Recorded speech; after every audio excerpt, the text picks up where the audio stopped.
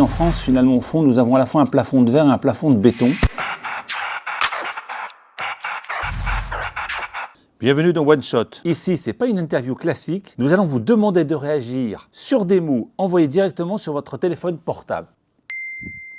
Le deal. Alors moi, j'ai toujours une référence extraordinaire que m'avait expliqué mon grand-père qui est du sud de l'Algérie. Il avait dit, dans la vie, il faut toujours arriver avec deux sacs, un sac vide et un sac plein, un sac pour donner et un sac pour prendre, et à la fin, il faut que le tien soit légèrement plus lourd que l'autre et tu as gagné.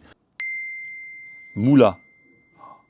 Je ne sais pas ce que c'est que la moula, c'est l'oseille. Moi, je ne suis pas un obsédé de l'argent. Je pense que l'argent, ça sert à vivre bien, à protéger les vôtres.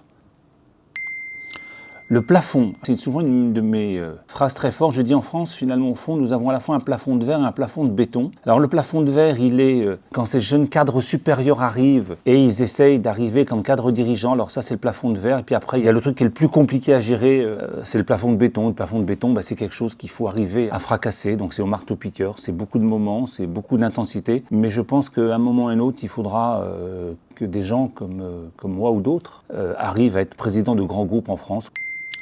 La différence. La différence est une manière d'émerger dans la vie. Moi, j'ai toujours refusé d'être dans le moule.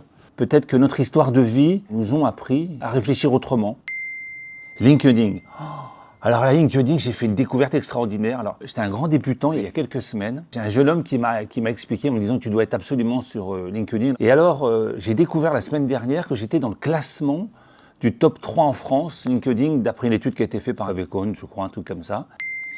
Ah, le piston. Alors, je vais vous raconter une anecdote sur le piston.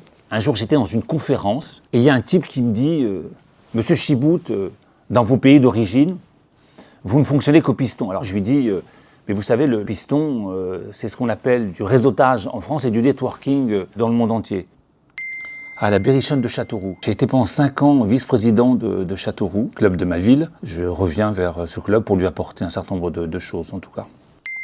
Ma détermination, alors moi la détermination elle est sans faille. J'ai un principe assez simple, c'est I try, I fail, I fix, c'est-à-dire j'essaye, je peux me casser la gueule, ce qui m'arrive de temps en temps. Je réessaye à nouveau, et puis jusqu'au moment où je trouve la bonne solution. Mais je suis quelqu'un de déterminé, moi j'abandonne jamais.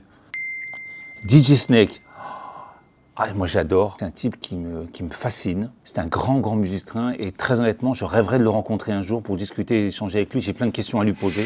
C'était Mourad Chibout pour One Shot.